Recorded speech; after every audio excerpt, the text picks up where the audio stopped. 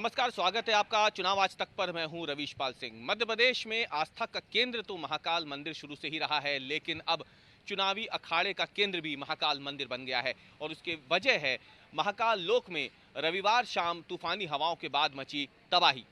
दरअसल महाकाल मंदिर, भगवान महाकाल जहां पे विराजित हैं, 12 ज्योतिर्लिंगों में से इकलौता ज्योतिर्लिंग जो कि दक्षिणमुखी ज्योतिर्लिंग है, कालों के देवता महाकाल माने जाते हैं, इसलिए इस ज्योतिर्लिंग की खास महत्व है, खास विशेषता है। लेकिन इस बीच महाकाल लोक जो इस समय दुनिया भर में आकर्षण का केंद्र बना हुआ है, आस्था का एक बड़ा केंद्र बना हुआ है, अपनी भव्यता के लिए दुनिया भर से लोग इसे देखने पहुंच रहे हैं। उसी महाकाल लोक में उद्घाटन के महज 7 महीनों के भीतर 6 मूर्तियां, सप्तऋषियों में से 6 मूर्तियां एक के बाद एक तिनके की तरह बिखर जाती हैं, गिर जाती हैं। सवाल उठता है कि आखिरकार 800 करोड़ रुपए का प्रोजेक्ट, जिसके शुरुआती चरण में करीब 300 करोड़ रुपए खर्च हुए हैं, आखिरकार वहां पे मूर्तियां 7 महीने भी क्यों नहीं टिक पाई?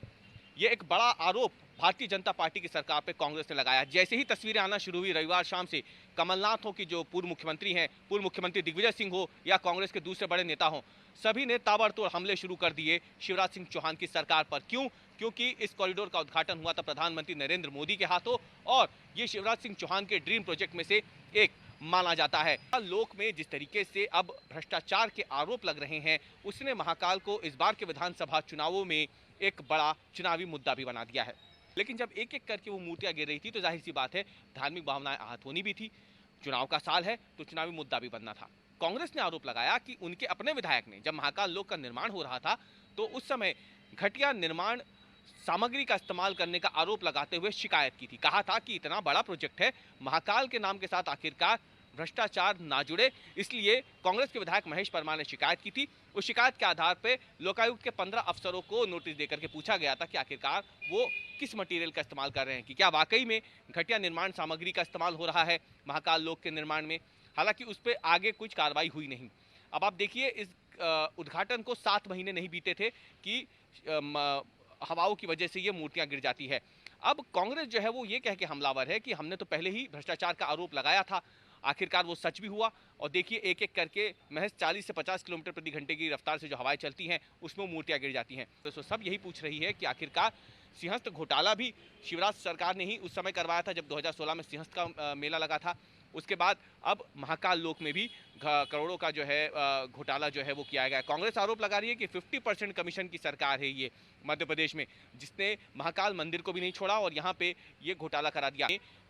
अगर देखा जाए तो मुद्दों के साथ तो चुनाव राजनीतिक दल लड़ते ही हैं। बेरोजगारी है, भ्रष्टाचार है, महंगाई है, किसानों से जुड़े मुद्दे हैं। लेकिन बात जब हिंदू हार्टलैंड जैसे राज्य मध्य प्रदेश की आती है तो यहाँ पर आपको बताएं कि धर्म का तड़का जो है चुनाव में जरूर लगता है। 2018 के विधानसभा चुनाव में कांग्रेस ने कमलनाथ को हनुमान भक्त और राहुल गांधी को शिव भक्त बताया था। राहुल गांधी केदारनाथ दर्शन करके तब कैलाश मानसरोवर की यात्रा करके वापस आए थे।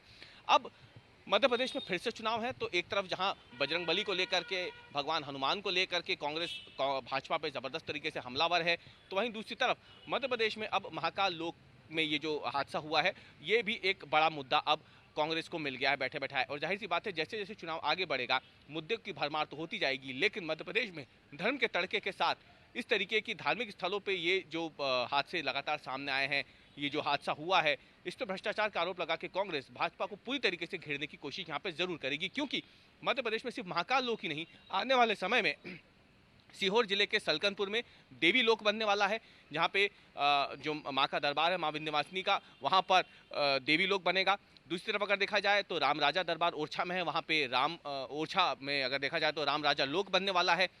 ओमकारेश्वर में बाकायदा अगर देखा जाए तो एकात्म मानववाद को लोग समझ सके, इसके लिए वहाँ पे स्टैच्यू ऑफ वननेस के साथ कई दूसरे बड़े प्रोजेक्ट बनाए जा रहे हैं। तो सिर्फ आध्यात्मिक पुनरुत्थान की जब बात आती है, धार्मिक पुनरुत्थान की बात आती है, धार्मिक स्थलों की, तो मध्य प्रदेश में एक के बाद एक कई बड़े प्रोजेक्ट हैं जिसपे शिवराज सरकार काम कर रही है। तो ऐसे में महाकाल लोक में हुई ये घटना कहीं ना कहीं उन तमाम बड़े प्रोजेक्ट पर भी सवाल जरूर खड़े करेगी और इस बार के विधानसभा चुनाव में धर्म का ये एक बड़ा मुद्दा बन करके सामने आएगा। रवीश पाल सिंह, भोपाल, चुनाव आज तक।